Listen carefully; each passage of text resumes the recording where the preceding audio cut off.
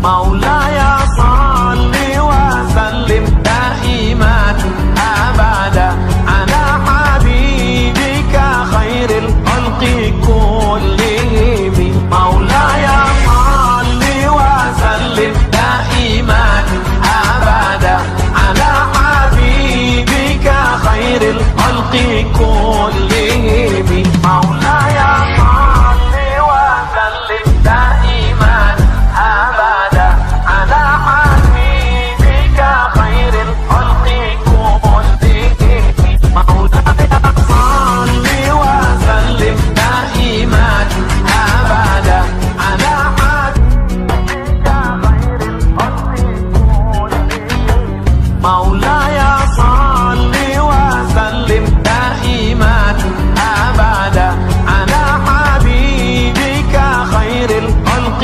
كلهم مولاي صل وسلم دائما أبدا على حبيبك خير الخلق كلهم مولاي صل وسلم دائما أبدا على حبيبك خير الخلق كلهم اللهم صل على محمد.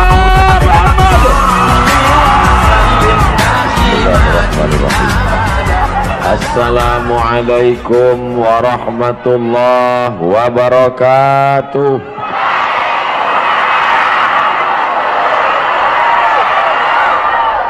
Apa kabar Bapak Ibu semua, sehat?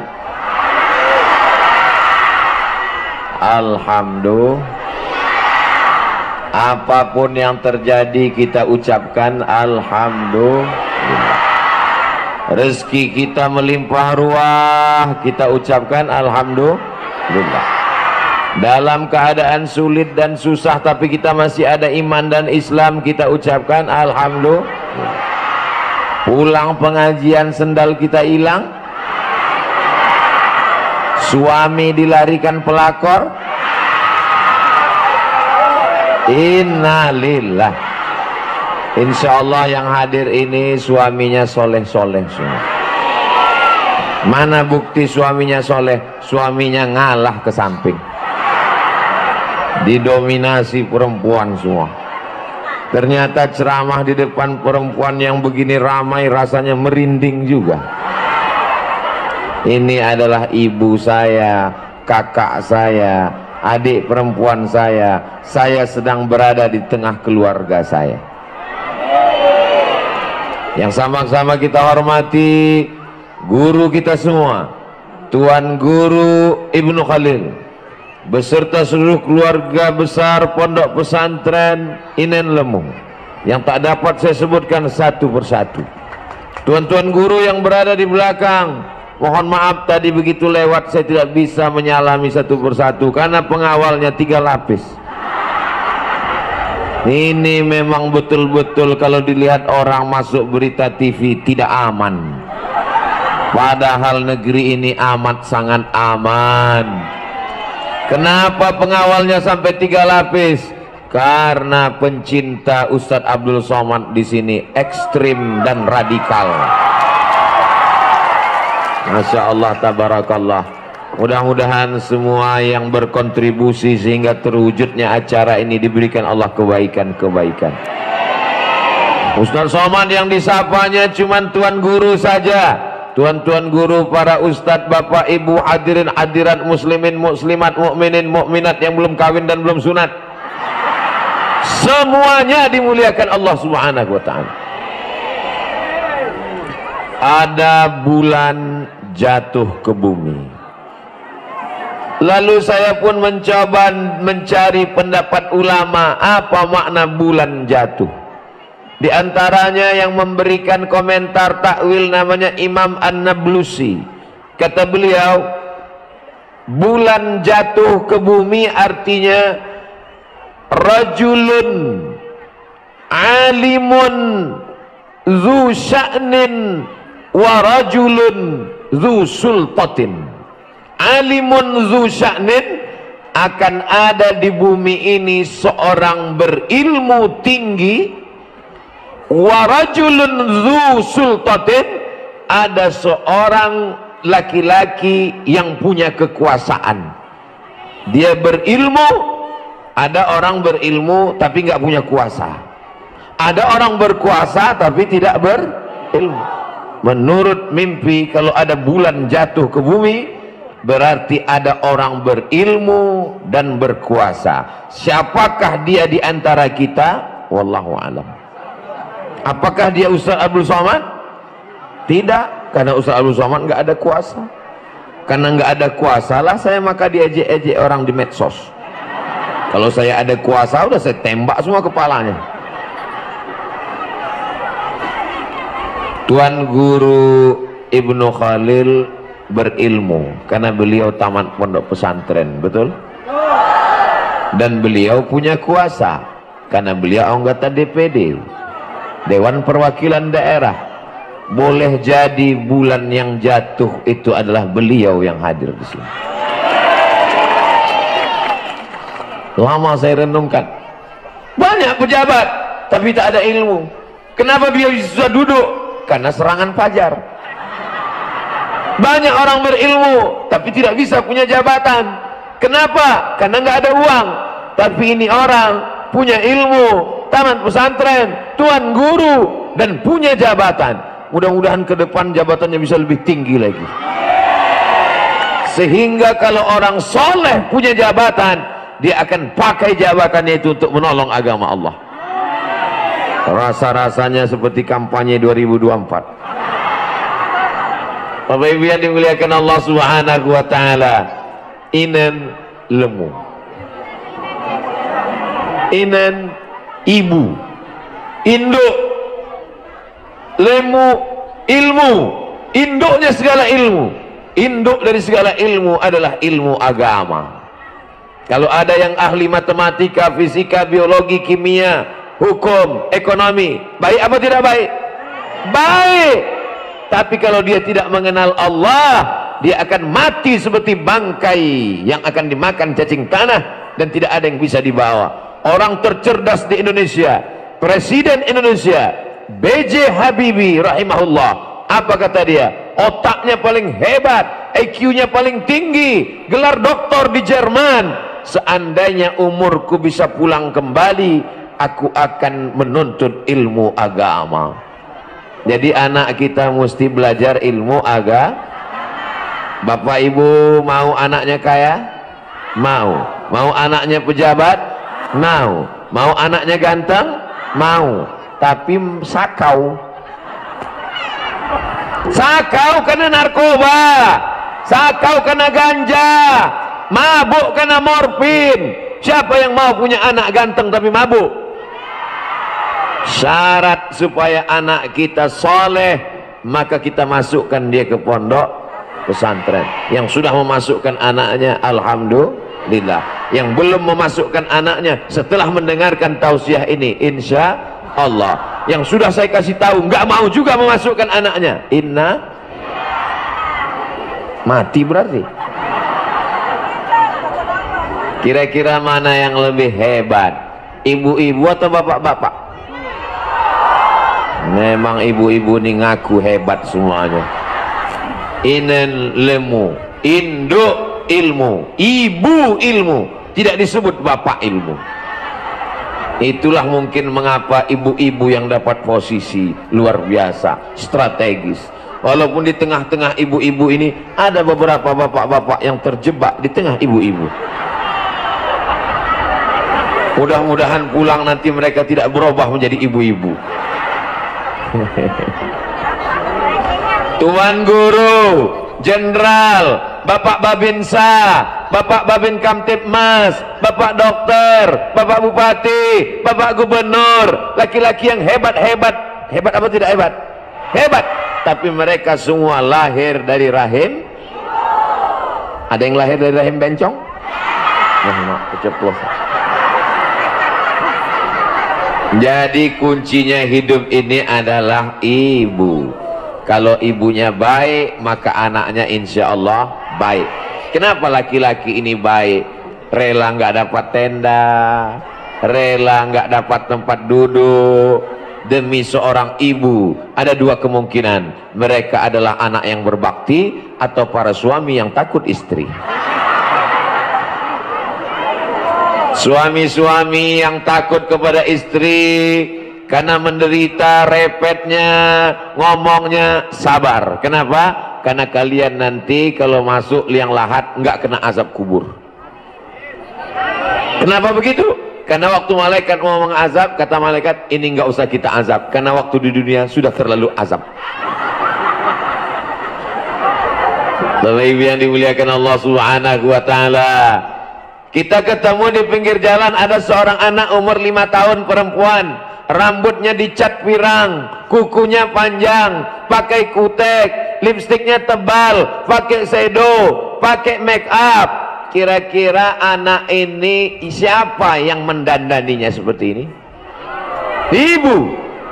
Sekarang kita melihat ada anak kecil umur 5 tahun, pakai jilbab panjang, bajunya panjang, sopan, ngidupkan handphone, merekam ustadz ceramah. Siapa yang mengajarinya?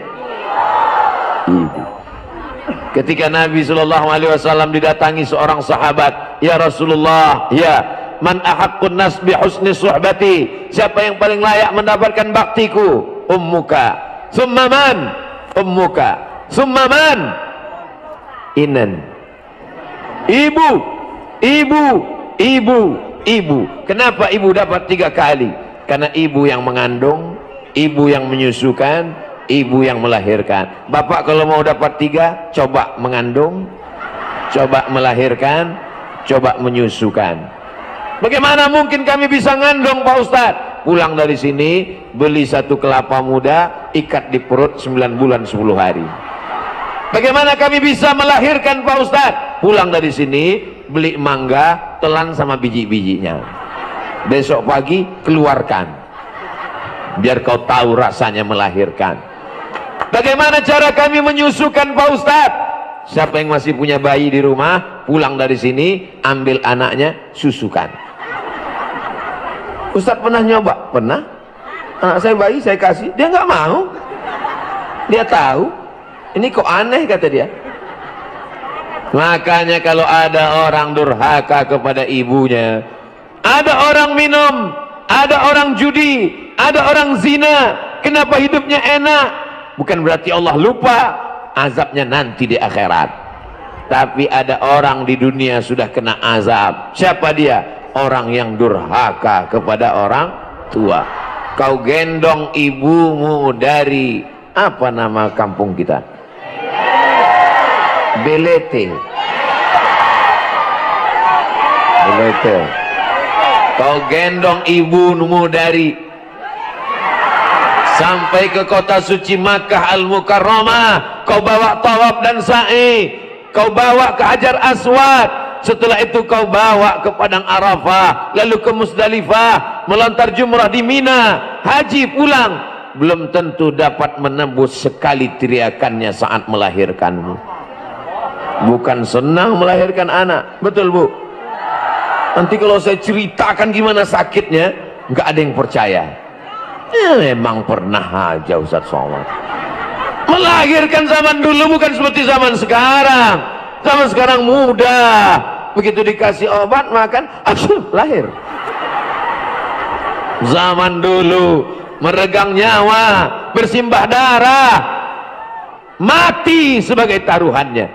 Makanya kalau kau mau bahagia hidup, senangkan ibumu, buat ibumu seperti raja, maka rezekimu akan menjadi seperti rezeki raja-raja. Bukan hadis Nabi. Dapat Ustadz Somad di grup WhatsApp. Saya ini anak pertama, adik saya anak kedua, dua-duanya laki-laki, nggak ada saudara perempuan. Berat ibu saya melepas saya pergi ke Mesir, jauh nak.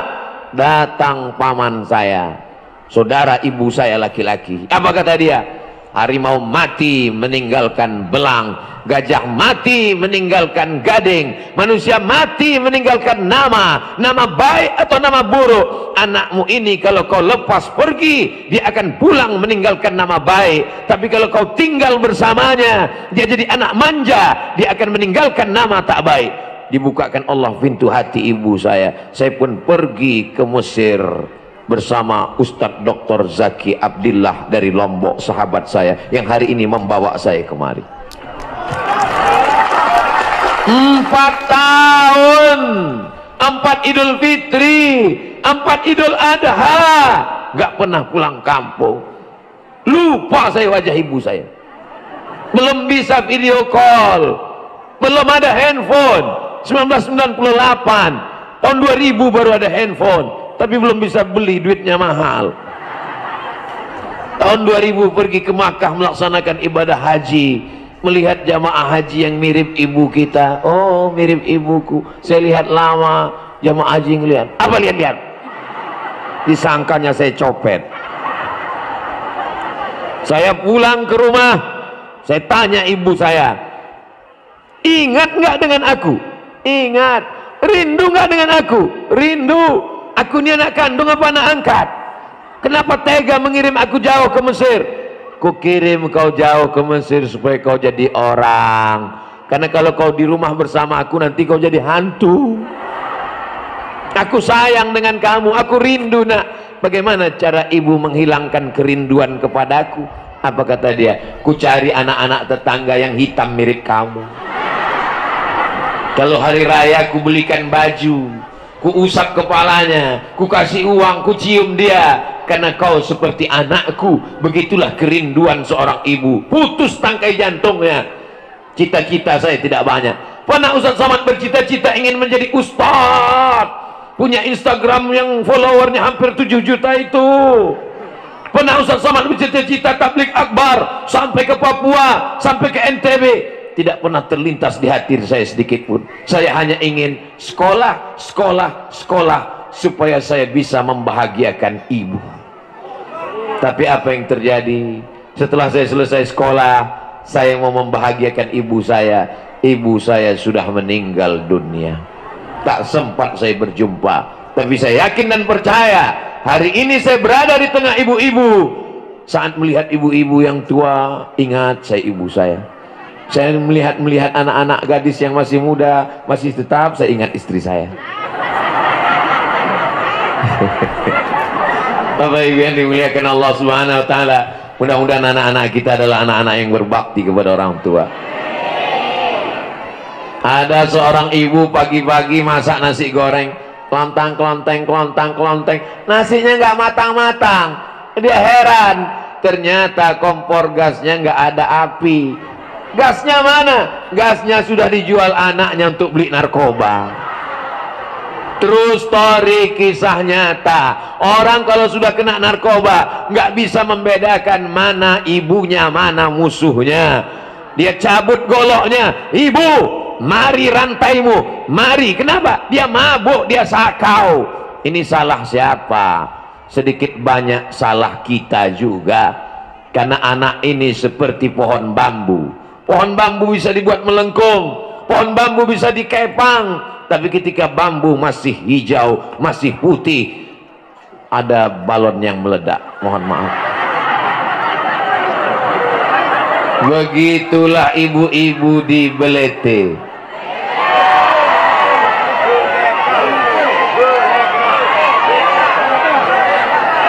Begitulah ibu-ibu di Beleke.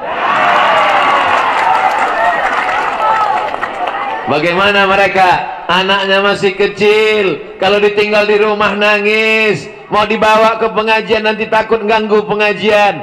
Akhirnya ibu-ibu cerdas, dibelikan balon. Anaknya pun diam. Malang tak dapat ditolak, untung tak dapat diraih. Suara ustadz menggelegar, balon pun pecah. Belikan balon yang baru. Abang-abang, saya sudah iklankan balon Anda. Jangan lupa 2,5%.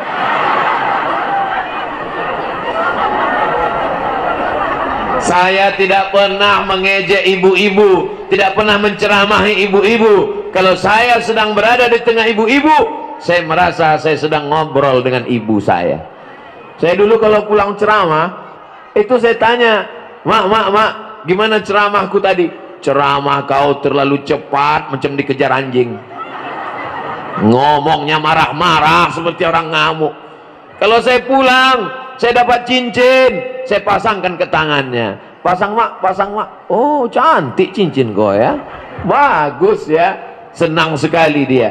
Senyumnya, kebahagiaannya adalah kebahagiaan kita. Ini adalah anak-anak yang berbakti kepada orang tua. Kami ini udah tua Pak Ustadz. Orang tua pun tetap punya ibu kan. Ada yang langsung turun dari planet Mars ke bumi? Nggak ada. Inilah kebahagiaan kita. Selamatkan anak kita dari narkoba. Amin. Ustadz Somad, tolong kasih saya doa. Doa apa bu? Doa rezeki saya tahu, doa minta ilmu saya tahu. Dia minta doa yang aneh, doa supaya anak saya berhenti pakai narkoba. Saya buka kitab hadis, belum pernah ketemu bunyi hadisnya Allahumma inni a'udzubika min narkoba. Akhirnya saya buka handphone, catat ya bu ya, ini doa supaya anaknya selamat dari narkoba. Penanya sudah disiapkan? Sudah? Nggak apa-apa, nggak dicatat pakai pena, nanti ditonton rekamannya ada insyaallah. Siap? 1, 2, 3. Ini doanya 0813 11 44 21 93. Sekali lagi 08, rekam 0813 11 44 21 93. Loh, itu doa apa? Nomor Badan Narkotika Nasional. Jangan malu punya anak pecandu narkoba. Daripada dia disimpan di rumah, menyimpan bom atom yang akan meledak, mau nyimpan bom. 4 orang kena narkoba. Pertama, bodoh karena kabel-kabel urat otaknya putus. Yang kedua, gila, berakhir dengan kegilaan. Anak dibunuh, istri dibunuh, orang tua dibunuh demi uang untuk membeli sabu-sabu. Betul? Yang ketiga, penjara, ditangkap polisi. Yang keempat, mati karena sakau menggelegar. Sebelum dia pakai narkoba, dia ambil kipas, dia pun mengipas. Sebelum pakai narkoba dia berkipas. Begitu dia pakai narkoba, kipasnya diam, kepalanya goyang. Saya cuma mau ngasih tahu, rambut saya belum beruban. Jamaah yang dimuliakan Allah Subhanahu wa taala. Siapa yang bisa menjaga anak-anak kita? Kita. Ustaz Somad, nanti selesai pengajian tolong ke rumah sebentar. Ada apa, Bu? Kita makan-makan. Wow, amazing. Saya pun datang, makan, enak, minum. Setelah selesai, Ustadz, kami mau bicara 4 mata. Saya khawatir, jangan-jangan dia mau nawarkan anak gadisnya. Ustadz, bisa kita bicara 4 mata? Jangankan 4 mata, 3 pun bisa. Apa masalahnya? Anak saya kena narkoba, Pak Ustadz. Mantap! Langsung masuk ke BNN. Ini nomornya. Saya nggak sampai hati, Pak Ustadz. Terserah, mau sampai hati, mau sampai jantung. Yang penting saya udah sampaikan, saya pulang. Rupanya diam-diam dia nelpon. Assalamualaikum BNN. Waalaikumsalam. Dapat nomor dari siapa? Dari Ustadz Somad. Oh iya ibu, apa kabar? Bulan depan saya ketemu lagi. Gimana bu? Alhamdulillah Pak Ustadz. Gimana? Anak saya sudah ditangkap. Sekarang saya nggak pusing lagi, nggak mikir anak saya mabuk di mana. Saya nggak bingung lagi anak saya sakau di mana. Dulu kalau tengah malam jam 2 saya pusing, takut dia ditabrak mobil, takut kumat, takut hilang. Kadang-kadang kamar saya kunci, takut saya terbunuh, tiba-tiba dia hilang kesadarannya. Sekarang saya betul-betul tenang Pak Ustadz. Gimana? Karena udah ditangkap. Terus kalau tetangga nanya anaknya di mana? Saya jawab sedang S2 di Bandung. Masya Allah. Lalu kemudian bulan depannya saya jumpa lagi. Gimana kabar anaknya, Bu? Alhamdulillah sudah diwisuda. Ternyata sudah sembuh dalam sebulan. Rehabilitasi narkoba dan pulang berikutnya bulannya saya datang. Gimana kabarnya? Alhamdulillah sudah nikah dan sekarang sudah dengan istrinya tenang. Tidak ada jalan lain kecuali kita menyelamatkannya. Jangan sampai ibu tidak mau tahu. Yang mengandung anak itu ibu atau bapak? Ibu yang mengandung anak 9 bulan 10 hari. Betul?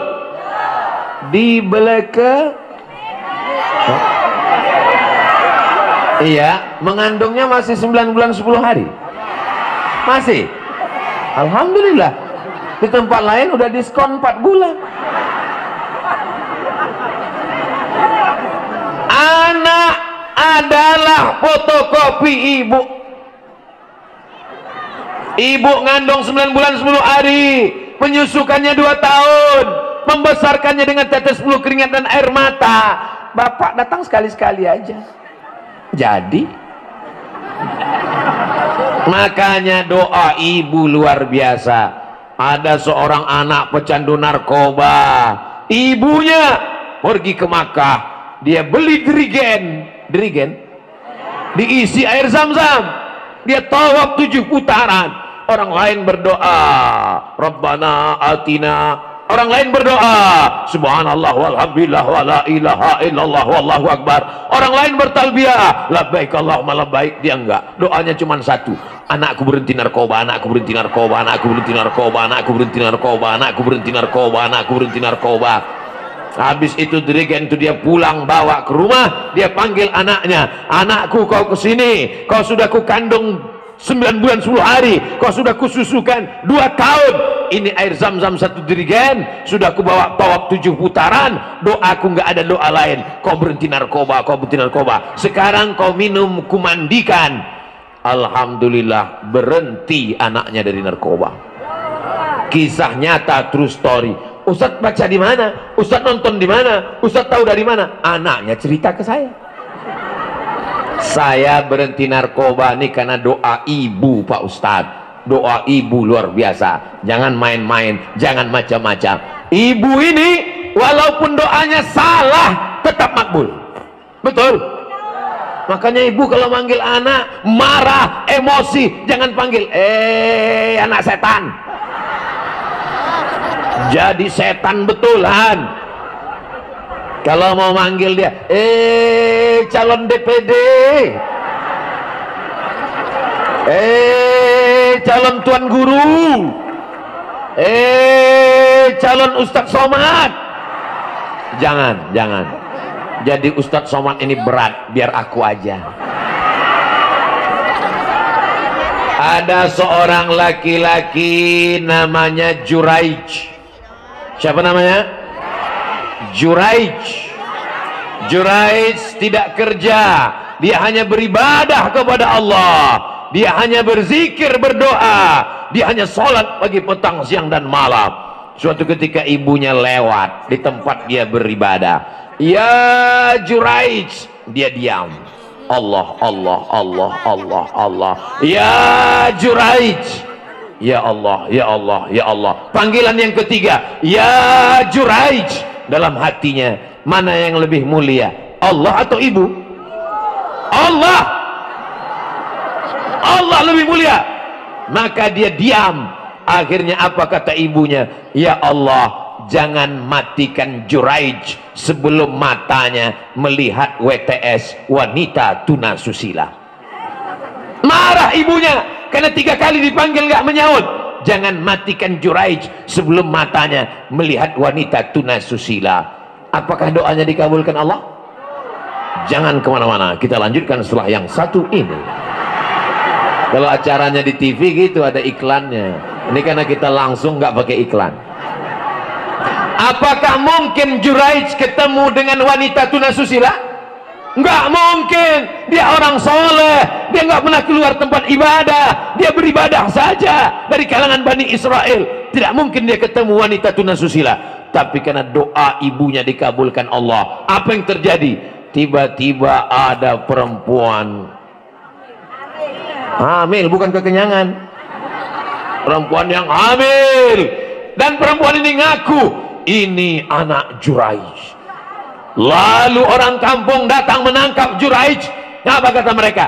Juraij pembohong, Juraij penipu, Juraij pendusta. Selama ini kau nampaknya berzikir, rupanya engkau sudah melakukan zina. Kata Juraij, jangan bunuh aku, tunggu anaknya lahir.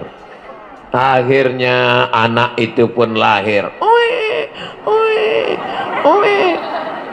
Datang Juraij menusuk pusar anak itu. Pusar apa pusat? Ditusuk pusarnya. Ya gulam, oh my son, oh anakku, hei anak bayi, hei bocah, oh baby, man abuka. Kalau bahasa kampung saya, who is your father? Siapa bapakmu? Hei anak kecil, gara-gara kau aku difitnah. Sekarang ku tanya kepada engkau, siapa bapakmu? Mukjizat datang, karamah diturunkan Allah. Anak kecil ini menjawab, Ra'il ghanam, bapakku adalah pengembala kambing. Ternyata Allah subhanahu wa ta'ala menunjukkan, maka ada beberapa bayi yang bisa berbicara ketika kecil. Di antaranya adalah Juraij, karena keutamaan seorang ahli ibadah. Akhirnya orang kampung minta ampun, maafkan kami Juraij, kami mohon maaf Juraij, kami mohon maaf Juraij, karena kami sudah memfitnah engkau. Mereka membangunkan tempat ibadah Juraij dari emas. Kata Juraij, jangan bangunkan tempat ibadahku dari emas, bangunkan dari tanah liat. Sesungguhnya ini hanya cara Allah ingin menunjukkan doanya, bahwa mata Juraij pernah melihat wanita tuna susila. Pertanyaannya, pernahkah mata Juraij melihat wanita tuna susila? Pernah. Dia kan dipertemukan. Ini wanita tuna susila yang memfitnah. Akhirnya mata Juraij, kena siapa dia bertemu? Karena ucapan seorang ibu. Maka ibu kalau ngomong hati-hati. Alhamdulillah di sini kelihatannya ibunya baik-baik semua. Dari mana Ustaz tahu ibu ini baik-baik? Jilbabnya panjang, bajunya panjang, anak-anak kecil dibawa pengajian. Tuh anak kecil dibawa pengajian. Nanti anak-anak ini kalau sudah besar, nanti dia gadis, dia lajang, dia remaja, dia cantik jelita, dia ganteng. Ditanya sama istrinya, abang dulu pernah kenal dengan Ustadz Somad? Oh iya, waktu pengajian di pesantren Inen Lemu. Siapa yang bawa? Ibu saya. Ibu saya dulu selalu bawa saya pengajian. Enak ceritanya. Tapi ada anak kecil yang lain. Kamu dulu waktu kecil dibawa ibumu kemana? Dangdut. Kamu dulu waktu kecil dibawa ibumu kemana? TikTok. Kamu dulu waktu kecil dibawa ibumu kemana? Sekali-kali ada tanda. Oh, Masya Allah. Saya sudah ngomong tadi jam 2 kurang 15, sekarang sudah jam 2 lewat 15. Berarti memang sudah 30 menit ke sana. Sekarang waktunya pindah 30 menit ke sana. Mohon maaf ya Bu. Itulah makanya banyak laki-laki yang takut beristri dua. Karena memang mesti adil. 30 menit ke sana, 30 menit ke sana. Kalau tahu begini saya minta bantal tadi. Bagus saya ceramah ke atas. Ibu-ibu mohon maaf saya membelakang ibu-ibu. Bukan nggak hormat, bukan nggak sopan sama ibu saya. Tolong doakan Abdul Somad supaya istiqomah, mati dalam keadaan husnul khotimah. Jamaahnya semangat sekali. Saya ngadap ke sana, berarti jamaah ceramahnya diulang dari awal lagi. Aduh. Apa kabar semua ibu-ibu, sehat? Yang di sini mereka pakai tenda, pakai aula, Masya Allah, tabarakallah. Apakah yang di atas lebih mulia daripada yang di bawah? Boleh jadi yang di bawah yang tidak dapat tenda, yang kepanasan lebih dulu masuk surga. Begitu cara menyenangkan hati orang yang kepanasan. Masya Allah. Kalau Tuhan pergi ke Mekah, jangan lupa membawa limau. Sudah lama saya ceramah, baru ini dihadiri harimau. Ada yang bawa macan di belakang, balon. Ibu jangan takut dulu. Ibu-ibu, bapak-bapak sehat semua. Di sini dibagi dua, Bu. Sebelah kirinya bapak-bapak, sebelah kanannya ibu-ibu, dan semua handphone menyala. Doakan supaya baterai mereka nggak mati tengah jalan. Sekarang di tanggal berapa? Tanggal 1 Muharram. Tanggal 1 Muharram, tahun pertama, hari pertama di tahun 1444 Hijrah, ditakdirkan Allah saya ketemu dengan orang yang baik-baik. Sehingga dalam buku catatan amal saya nanti, hari pertama, hari Ahad, tanggal pertama, tanggal 1 tahun baru Hijrah, ketemu dengan orang baik-baik. Jangan sampai di buku catatan kita hari pertama ketemu dengan orang gila, hari kedua ketemu dengan orang mabuk, hari ketiga ketemu dengan orang error. Masya Allah, tabarakallah. Kita mesti selalu bersama dengan orang soleh, bukan somat.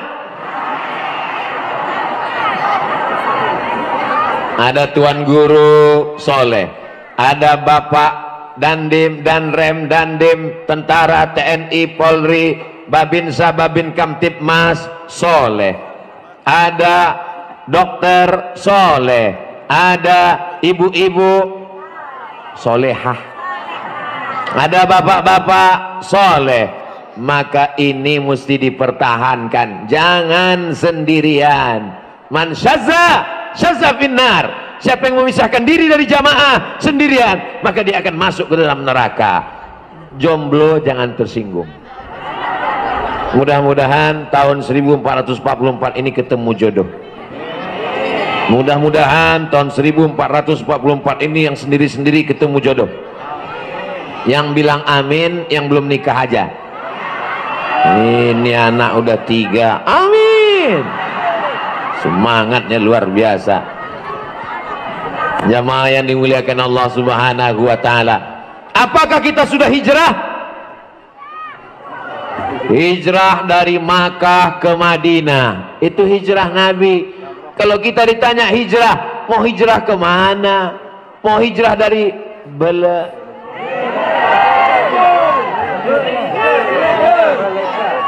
Mau hijrah dari Beleke ke mana? Mau hijrah ke Riau? Mau hijrah ke mana? Kita tetap berada di bumi yang kita cintai ini, betul? Lalu arti hijrah itu apa? Man hajara manahallahu anhu. Arti hijrah adalah meninggalkan semua yang dilarang Allah, yang selama ini kerjanya haram, riba, curi, maling, ganggu orang, aniaya orang. Setelah ini dia menjadi orang yang baik. Mudah-mudahan kita semuanya hijrah. Jangan ada satu tembakau pun yang patah, jangan ada satu pohon ubi yang rusak, jangan ada satu jagung pun yang rontok, karena nanti di akhirat kita akan dituntut di hadapan Allah Subhanahu wa taala. Ada orang pergi kondangan, waktu kondangan dikasih makan daging, dagingnya nyangkut di gigi. Apa namanya? Sampai nyangkut, dicongkel pakai lidah, nggak bisa. Akhirnya pas pulang dari kenduri, dia ambil pohon di pinggir rumah tetangga, dia patahkan rantingnya, lalu dia congkel, keletak. Alhamdulillah. Kira-kira tetangganya rugi nggak gara-gara satu ranting? Satu ranting rugi, pelit betul. Nggak ada rugi satu ranting. akhirnya dia lupa dan mati menghadap Allah. Suatu ketika saat dia dihisab di akhirat, faman ya'mal mithqala dzarratin khairan, sebesar biji sawi pun perbuatanmu akan dinilai, dihisab di hadapan Allah. Ditunjukkan amalannya, sholatnya lengkap, puasanya lengkap, zakatnya lengkap. Ada satu masalah dia, lama hisabnya. Gara-gara apa? Gara-gara ngambil ranting tetangga. Ngambil ranting tetangga aja hisabnya lama, apalagi selimut tetangga. Ngambil ranting tetangga. Ini Ustadz ngomong nih, ngedongeng ini. Ini ada dalam kitab Ar-Risalah Al-Qushairiyah yang dibaca khatam. Masya Allah tabarakallah, salah seorang tuan guru sahabat kami yang ada di Beleke.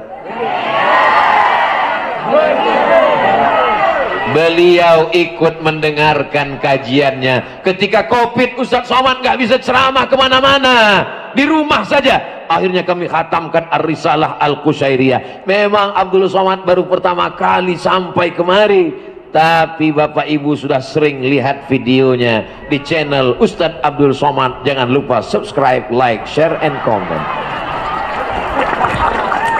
Ngaji bareng UAS Ustadz Abdul Somad, Bank NTB Syariah, Inen Lemo Beleke. Ada tulisannya Beleke. Berarti saya setiap mau nyebut saya harus lihat dulu Beleke. Bapak Ibu yang dimuliakan Allah Subhanahu wa taala, jangan zalim, jangan aniaya, jangan sampai kita rusak hubungan. La yadkhulul jannah, tidak masuk surga. Siapa dia? Qati'ur rahim, orang yang memutus tali silaturahim. Selama saya jalan dari depan, turun mobil, masuk ke rumah tuan guru, lewat aula kemari, berapa tangan yang terinjak, berapa tangan yang sudah ngulur mau salaman gak jadi, berapa kaki yang terinjak. Kaki saya aja kena injak. Kalau yang nginjak kaki sama kaki nggak apa-apa, sepatunya tebal.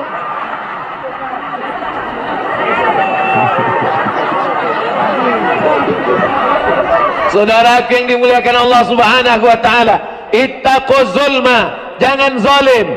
Fa inna zulma zulumatun yaumal qiyamah, karena kezaliman akan menjadi kegelapan pada hari kiamat. Insyaallah hari ini tidak ada yang berbuat zalim, tidak ada yang terzalimi. Apakah Bapak Ibu mau memaafkan salah silap Ustadz Abdul Somad? Ya Rafi Asya liwadaraji atfataya jiratal alami wa uhailal judi wal karami wa uhailal judi wal karami. Enaknya kalau sholawat rame-rame, nggak hafal, nggak ketahuan.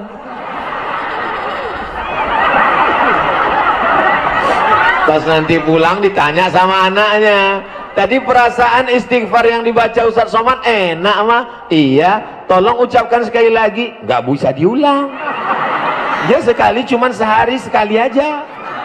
Nanti malam berusaha untuk ngapal. Ya Rasulullah, salamun alaik, ya Rafi'a sya'ni wa daraji, atfatan ya jiratal alami, ya uhailal judi wal karami.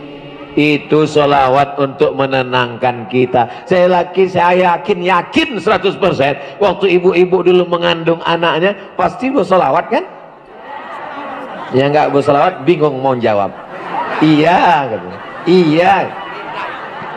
Pas lagi ngandung anak, salatullah salamullah ala Rasulillah. Salatullah salamullah ala yasin habibillah tawassalna bi bismillah wa bil hadi rasulillah wa kulli mujahidin lillah bi ahlil badri ya Allah. Makanya ceramah di Beleke tenang, anak-anaknya tenang, ibunya tenang. Kenapa? Karena solawat. Di tempat lain saya ceramah, anak-anaknya manjat tiang, disangkanya panjat pinang, narik jilbab emaknya. Di sini saya tenang, saya yakin itu anak-anak yang lari-lari, lompat-lompat, narik-narik itu waktu emaknya ngandung pasti nggak solawatan. Pasti pas sudah ngandung, langsung anaknya ngomong dari dalam,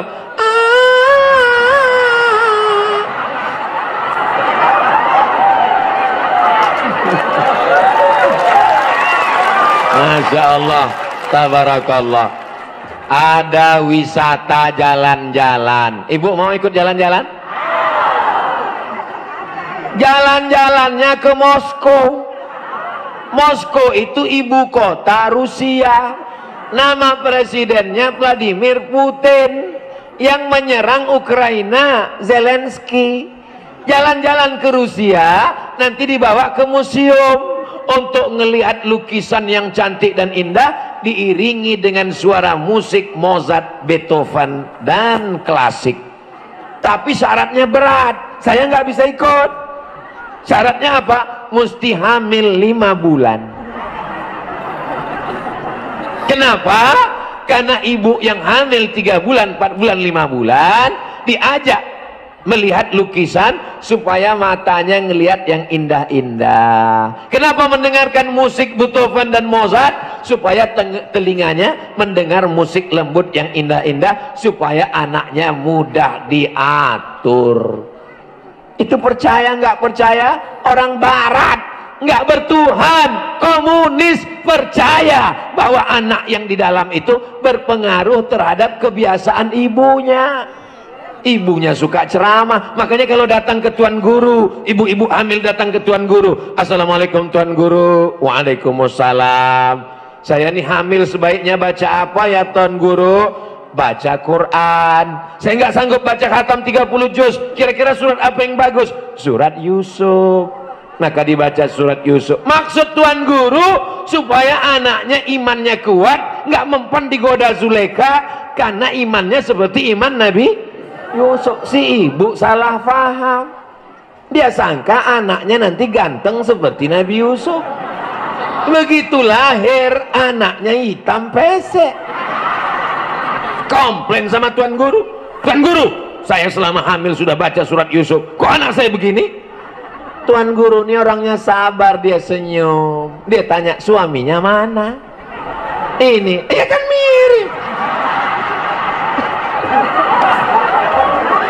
Masa suaminya begini, anaknya ganteng? Buah itu jatuhnya tidak jauh dari pohon, kecuali kalau jatuhnya ke sungai atau dilarikan burung. Innallaha la yanzuru ila ajsamikum. Allah tidak melihat bentuk rupa kamu. Allah tidak melihat bentuk tubuh kamu. Kalau masuk surga itu karena tubuh badan, maka gajah lebih dulu masuk surga. Kalau yang dilihat itu bulu, monyet masuk surga. Yang dilihat itu adalah amal soleh, bukan somat. Ini yang hadir ini mengawali tahun barunya dengan amal soleh. Saya ini Pak Ustadz, tahun lalu 1443 banyak dosa, banyak salah, banyak silap. Saya ini orangnya perbuat maksiat Pak Ustadz. Jangan kau ceritakan, ku tahu dari bentuk wajahmu. Siapa yang nggak punya dosa? Yang nggak punya dosa tolong angkat tangan. Kalau ada yang nggak buat dosa berarti dia malah ikat. Kalau ada yang buat dosa terus, setan. Dan di sini nggak ada malaikat juga nggak ada setan. Di sini ada manusia yang kadang-kadang baik, kadang-kadang nggak baik. Ustadz dari tadi ceramah kok megang tiang, takut angin kencang. Saya nggak pernah silap, saya nggak pernah salah, saya nggak pernah berdosa. Ketika saya mengatakan saya nggak pernah silap, nggak pernah salah, saat itu saya sedang silap dan salah. Kullu bani Adam khatta'un, semua manusia ini silap dan salah. Wa khairul khatta'ina tawwabun, sebaik-baik orang bersalah adalah orang yang taubat, bukan taucu. Aduh, kalau sama manusia dengan sama Allah beda. Mamin muslimin yudhni mudhamban, kalau ada orang yang silap salah berdosa, summa yatatahhar, mandi nggak bisa mandi, wudu nggak bisa wudu, tayamum nggak bisa tayamum, mati aja. Summa yusolli rak'ataini, usolli sunnatat taubat rak'ataini lillahi ta'ala illa ghafarallahu lah, diampunkan Allah semua dosanya. Mudah-mudahan semua dosa kita diampunkan. Itu kepada Allah. Tapi kalau kepada manusia, uang kita banyak, nangis kita di pintu Ka'bah, ya Allah ampunkan dosaku kepada jamaah di Baleka, karena aku lama-lama ceramah akhirnya mereka tersiksa. Bisa minta ampun kepada Allah atas dosa kepada manusia? Mesti minta maaf. Maukah Bapak Ibu hadirin hadirat memaafkan silap salah Abdul Somad? Dah selesai ceramah. Kamu sudah minta maaf, nantilah Pak Ustadz nunggu Idul Fitri, yakin betul malaikat maut datang setelah Lebaran. Malaikat maut kalau datang nggak pakai kalender, guys. Berapa banyak orang yang sudah divonis dokter mati, kena jantung koroner, kena kanker, ini umurnya cuma 3 minggu, sudah 3 tahun nggak mati-mati. Dokter yang memvonis udah meninggal duluan. Mohon maaf Pak Dokter, jangan tersinggung. Dengar ceramah Ustadz Somad kuncinya satu, jangan tersinggung. Karena kalau tersinggung, yang pakai narkoba tersinggung, yang ganggu tetangga tersinggung, yang main judi tersinggung, yang ngisap ganja tersinggung. Orang yang tersinggung, detak jantungnya nggak normal. Coba pegang dada sebelah kiri normal, Ustadz Somad masih normal. Orang kalau jantungnya nggak normal, begitu dipegang tersinggung. Ala bidzikrillahi tatma'innul qulub. Dengan banyak berzikir mengingat Allah, hati menjadi subhanallah walhamdulillah wala ilaha illallah wallahu akbar wala haula wala quwata illa billahil aliyil azim.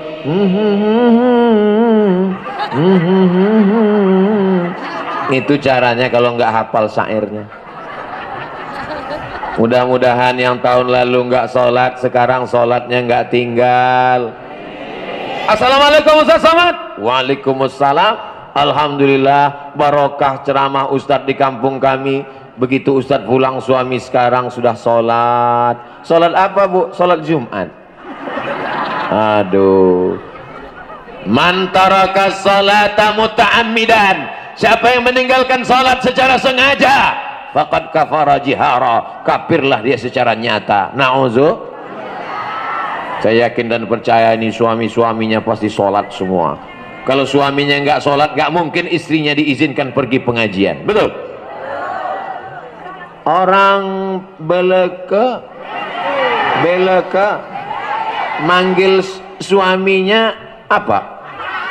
Abang, amang, abang,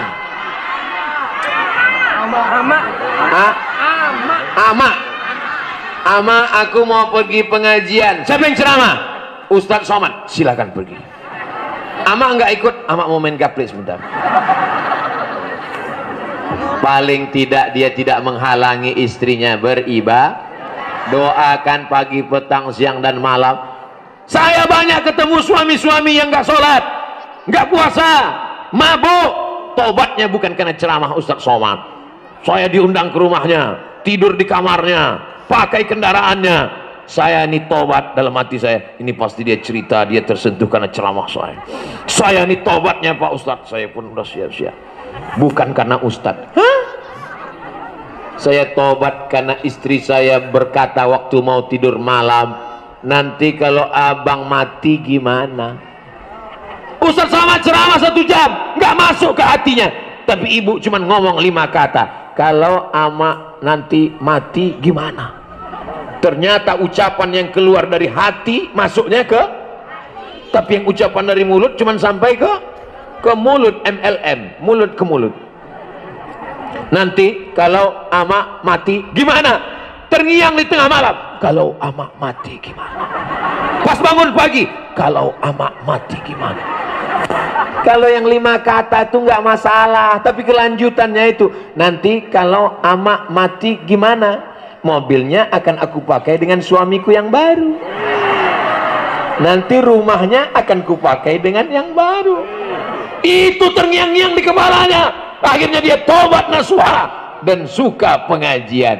Jadi ibu, kalau sekarang suaminya agak-agak seperti Fir'aun, agak-agak seperti Qarun, sabar-sabar aja, doakan tiap malam. Pulang nanti ingatkan dia, nanti kalau amak mati gimana? Bapak Ibu yang dimuliakan Allah Subhanahu wa taala. Ada ustadz yang ceramah, tapi Ustadz Somad ceramah ini kepada orang yang sudah baik, sudah pakai jilbab, sudah sholat, sudah puasa, sudah ngaji. Ini bukan dakwah, ini namanya taklim, ngajar. Ada orang yang belum sholat jadi sholat gara-gara ibu. Ada orang yang pakai narkoba berhenti gara-gara ibu. Ada orang yang berzina tobat gara-gara ibu. Maka ibu lebih mulia daripada Ustadz Abdul Somad.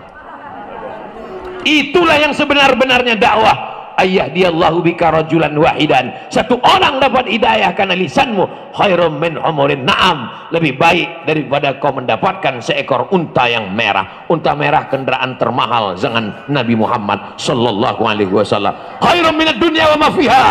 Lebih baik daripada dunia dan seisinya. Mudah-mudahan kita termasuk orang yang berdakwah, mengajak orang ke jalan Allah Subhanahu wa taala. Tadi dimulai jam 2 kurang 15, sekarang sudah jam 3 kurang 15. Pas 30 menit ke depan, 30 menit ke belakang. Setelah itu baru menjawab beberapa pertanyaan. Pertanyaan-pertanyaannya bisa ditulis di kertas atau langsung melalui mikrofon. Jangan bertanya melalui telepati. Saya mau ngetes Ustadz Somad, kira-kira dia tahu nggak apa yang ada dalam hatiku. Saya bukan tukang sulap. Mudah-mudahan pertanyaannya nggak menjebak. Minta petunjuk cara mendidik anak menghadapi era globalisasi penuh dengan medsos berdasarkan tuntunan secara Islami. Yang pertama, ibu bapak bertanggung jawab terhadap handphone anak karena ibu bapak yang membelikannya. Ini yang pertama. Handphonenya, paketnya, apa yang dia buka, kontrol, tanya. Selama ibu masih mau ngomong nggak berhenti, kau sedang di mana, pulang sama siapa, jalan sama siapa, naik apa, kunci motor mana, uang malu, insya Allah anak akan selamat dunia akhirat. Tapi kalau ibu sudah diam aja, Bu, anak ibu tadi saya lihat pacaran, nggak apa-apa. Anak ibu sakau mabuk, biarin aja. Kiamat sudah terjadi, Bu. Yang pertama, sadari, pahami bahwa ini adalah tanggung jawab. La tus'alunna yauma idzin 'anin. Kamu akan ditanya tentang nikmat. Apakah anak itu nikmat? Nikmat. Maka anak pun nanti akan ditanya di hadapan Allah Subhanahu wa taala. Ibunya sudah sholat duha, ibunya sudah sholat tahajud, bapaknya sudah baca Quran, sudah puasa sunat. Tapi kalau anaknya dibiarkan buat maksiat, selangkah kakimu di sorga, selangkah juga kakimu sudah ditarik anakmu ke dalam neraka. Amankan diri kita di hadapan Allah. Kalau sanggup didik, didik sendiri. Saya nggak sanggup menjaga handphone anak saya, maka yang paling efektif, paling selamat untuk usia SMP SMA serahkan ke pondok pesantren Inen Lemu Beleke.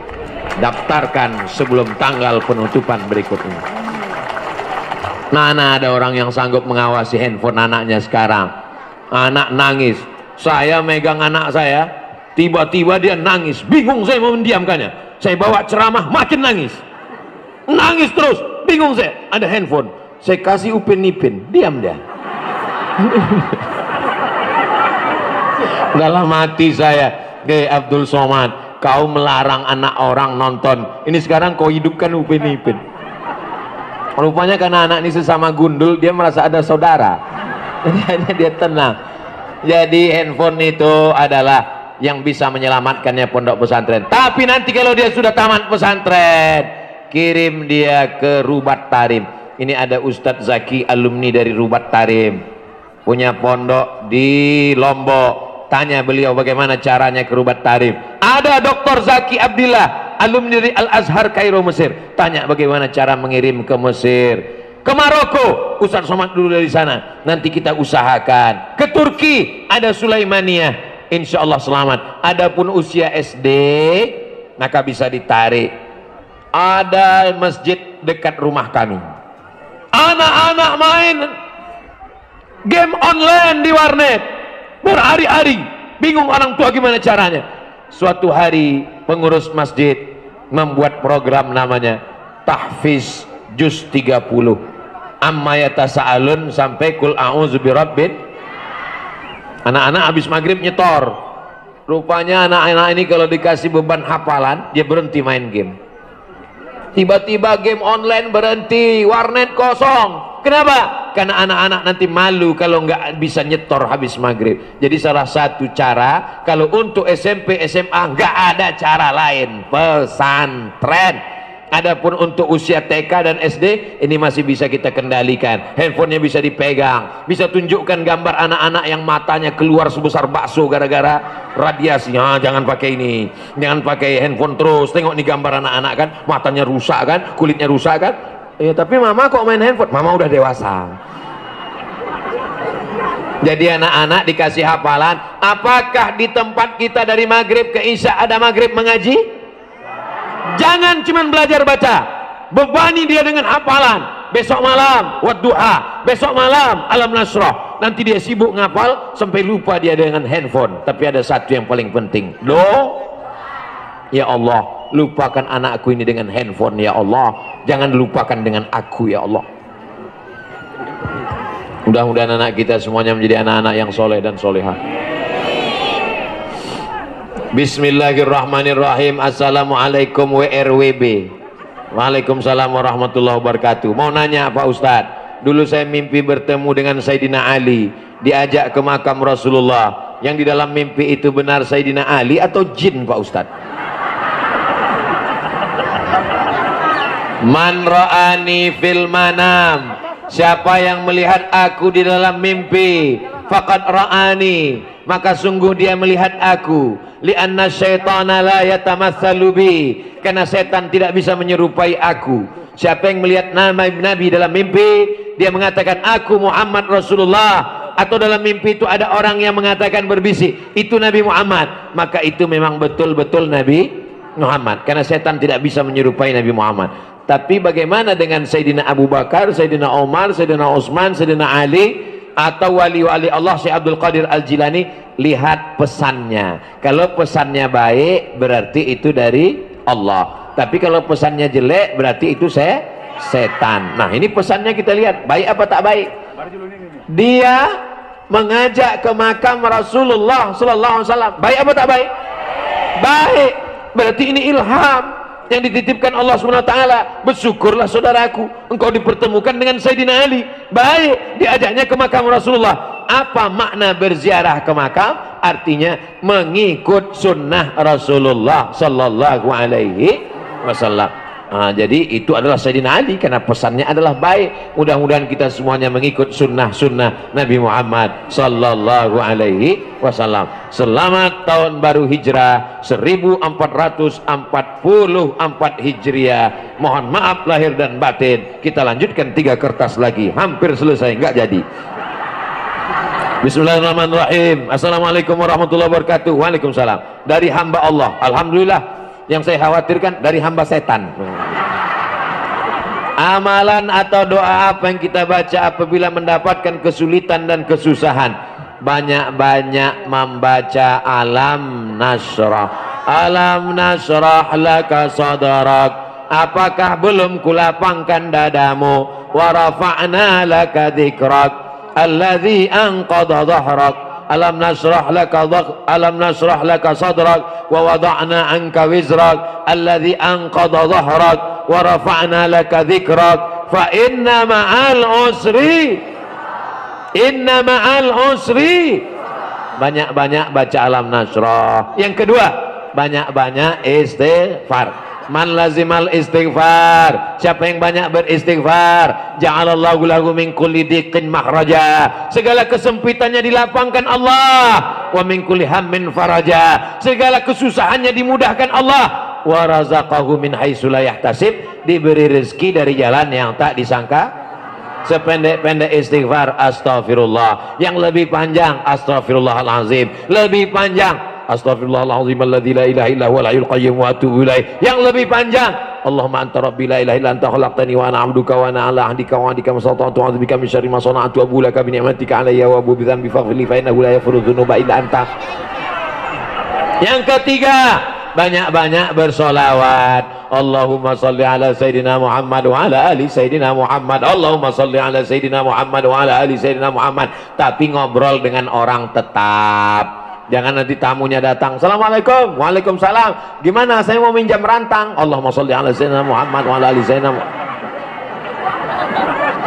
Yang kelima, wa may yattaqillaha yaj'al lahu makhraja. Siapa yang takut kepada Allah, bertakwa, maka Allah berikan dia solusi jalan keluar. Siapa yang takut kepada Allah nampak jalan keluar. Yang belum nampak jalan keluar nih saya. Mana nanti jalan keluar nih? Wa may yattaqillaha yaj'al lahu makhraja wa yarzuqhu min haitsu la yahtasib. Diberi Allah rezeki dari jalan yang tidak disangka-sangka. Wa may yatawakkal 'ala Allah, siapa yang bertawakal 'ala Allah fahuwa hasbuh, maka Allah akan memperhitungkannya, cukuplah Allah menjadi penolongnya. Qad ja'alallahu likulli syai'in qadra, semua sudah ditetapkan Allah. Malam tadi ada yang takut hujan, ya Allah jangan turunkan hujan. Ada yang takut kepanasan, jangan sampai kami kepanasan. Diturunkan Allah awan sehingga tenang, adem, ayam, tentram. Masya Allah, ini doa orang yang makbul doanya semua.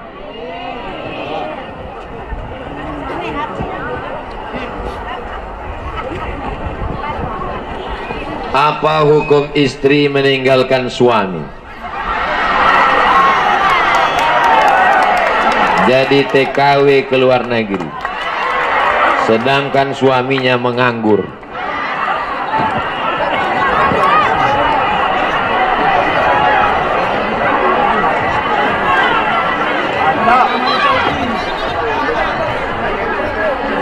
Waqarna fi buyutikunna, wahai perempuan, tugas utama kalian di rumah. Lalu yang mencari nafkah itu laki-laki apa perempuan? Ibu punya hak terhadap suami 5, bapak punya kewajiban terhadap istri 5. Yang pertama makan, ibu udah dikasih makan. Yang kedua pakaian, ibu udah dikasih pakaian. Yang ketiga tempat tinggal, ibu udah dikasih tempat tinggal. Yang keempat pendidikan, ibu sudah dididiknya dengan baik.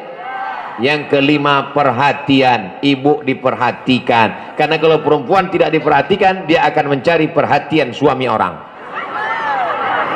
Wahai laki-laki, kau mesti memberikan 5 hak perempuan. Kalau sudah alhamdulillah, kalau belum insya Allah tahun baru hijrah lebih baik ke depan insya Allah. Apakah perempuan sama sekali nggak boleh kerja untuk membantu suaminya? Boleh, dengan syarat dan ketentuan berlaku. Yang pertama, izin suami. Izin suami. Tapi suaminya ngasih izin itu memang betul izin, bukan dipaksa. Izinkan bang. Kalau nggak kamu izinkan, nggak boleh. Yang kedua, la yakhluwanna rajulun ma'amra'atin. Jangan berdua-duaan dengan laki-laki yang nggak mahram. Yang ketiga, la tusafiranna mar'atun illa ma'adhi mahramin. Jangan musafir kecuali aman dengan mahram. Yang keempat, la tabarrujna tabarrujal jahiliyatil ula. Jangan bersolek-solek jahiliyah. Muka putih, tangan hitam. Apa yang terjadi? Nah, glowing. Begitu dilihat foto di Instagram, di Facebook, wow. Begitu dilihat, alif. Nah, bisa dipahami dari jawaban Ustadz Somad. Mudah-mudahan suami yang belum mampu dibukakan pintu rezekinya. Baik, ini terakhir. Ini saya ada kertas satu lagi. Assalamualaikum warahmatullahi wabarakatuh. Waalaikumsalam. Selamat datang Pak Ustadz. Terlambat. Kami sangat senang dengan kehadiran Ustadz di desa kami. Saya pun amat sangat senang bisa berada di tengah jamaah semua. Kalau Tuan pergi ke Makkah, maka menjadi orang mulia dan agung. Sudah lama saya ceramah, baru ini di tengah pohon jagung. Jagung. Oh, tembakau. Kalau Tuan pergi ke Madinah, jangan lupa membawa limau. Sudah lama saya ceramah, baru ini di tengah kebun tembakau. Kami mau tanya Pak Ustadz, bagaimana cara seorang anak menasihati orang tuanya yang selalu menutup diri, tidak mau menerima nasihat baik dari anak-anaknya? Mohon penjelasannya Pak Ustadz. Jangan mantang-mantang kamu sudah ngaji, pulang dari pengajian, langsung panggil bapaknya. Bapak ke sini, ibu ke sini, duduk. Ya ayyuhalladzina amanu.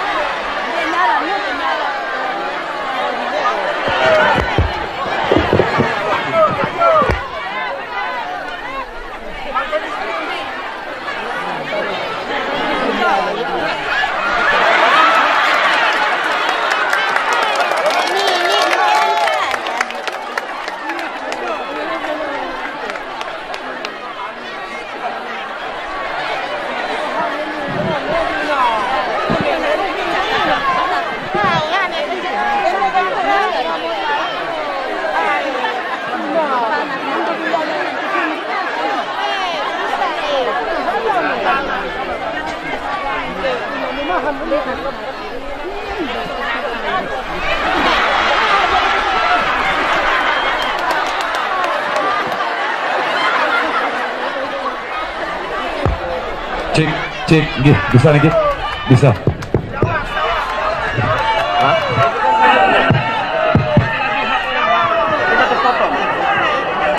Jangan ceramahi bapak ibumu, minta tuan guru. Orang tua kita, bapak kita, ibu kita itu kan ada orang yang dia hormati kan? Ada tuan guru, bahasanya dari kita. Ngomong ke tuan guru tolong omongkan begini-begini, nanti kami mau buat arisan di rumah, nanti tuan guru ngomong, orang tua yang sudah tua nggak juga sholat mau mati. Dalam hati dia, ini nampaknya bocor ini. Nah, jadi jangan melalui lisan kita, tapi melalui orang lain. Jelas? Terakhir, jamaah tabligh itu dianjurkan atau jamaah sesat atau gimana Pak Ustadz? Ada seorang laki-laki namanya Maulana Qasim. Siapa namanya? Maulana Qasim membuat sekolah namanya Darul Ulum, rumah ilmu. Apa namanya? Darul Ulum didirikan di India, nama kotanya Deoban. Apa namanya? Lalu salah seorang muridnya namanya Maulana Ilyas. Siapa namanya? Maulana Ilyas ahli hadis, iktikaf 8 bulan di Masjid Nabawi. ketemu dengan Nabi Muhammad sallallahu alaihi wasallam. Kata Nabi, wahai Maulana Ilyas, berdakwahlah engkau seperti aku dulu. Dakwah di India nggak bisa pakai tablik akbar, takut dibunuh sama pemerintahan India karena muslim di sana minoritas. Beda dengan di NTB, bisa tablik akbar, di sana nggak bisa. Maka dakwahnya seperti zaman Nabi, ketuk dari pintu ke pintu. Assalamualaikum, assalamualaikum. Kya hal hai? ठीक है, अच्छा कुछ होता है.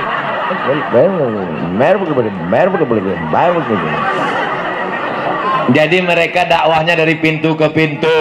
Ciri khasnya seperti Nabi, pakai sorban, pakai jenggot, pakai celak. Maka mereka adalah berdakwah mengikuti Rasulullah Sallallahu Alaihi Wasallam. Jadi kalau ada orang mengatakan sesat, sesatnya di mana? Sesat karena pakai jubah, Nabi pakai jubah. Sesat karena pakai jenggot, Nabi pakai jenggot. Sesat karena pakai celak, Nabi pakai celak.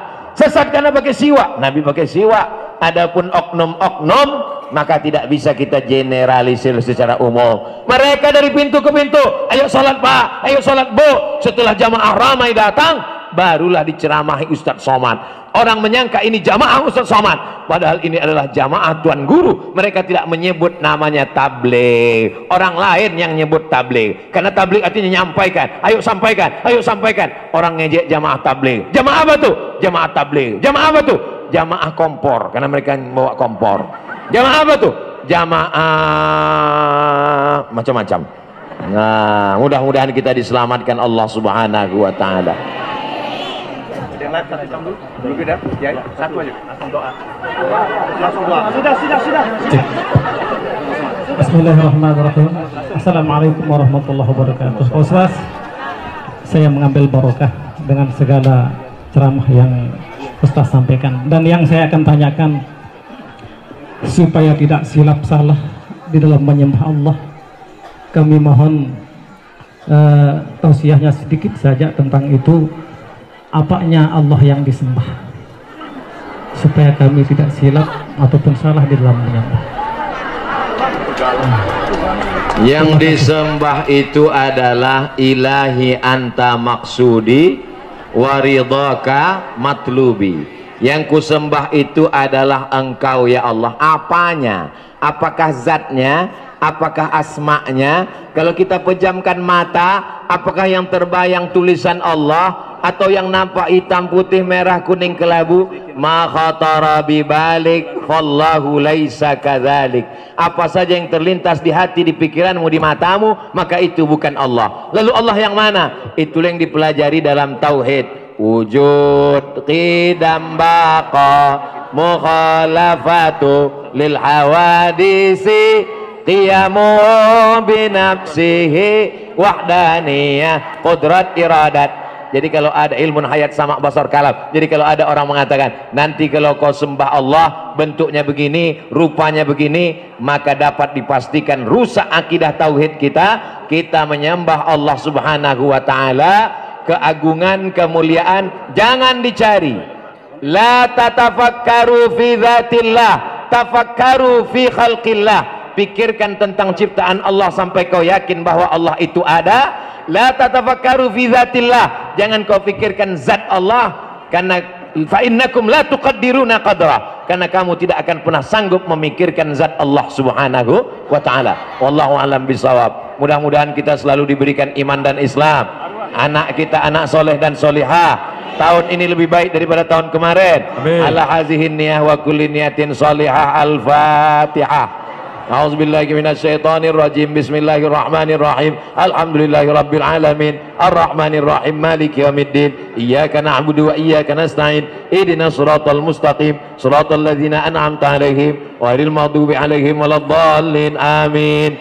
Allahumma inna nas'aluka salamatan fid din wa afiatan fil jasad wa ziyadatan fil ilmi wa barakatan fil rizqi wa taubatan qabla al maut wa rahmatan indal maut wa maghfiratan ba'dal maut. Allahumma hawwin alaina fi sakaratil maut wan najata minan nar wal afwa indal hisab. Rabbana hab lana minas salihin. Rabbana fil lana dzunubana wa liwalidayna warhamhuma kama rabbayana shaghira. Rabbana atina fid dunya hasanah wa fil akhirati hasanah wa qina azabannar. Wa sallallahu ala sayidina Muhammad wa ala alihi washabihi wasallam. Walhamdulillahi rabbil alamin. Taqabbalallahu minkum minna wa minkum taqabbal ya مولاي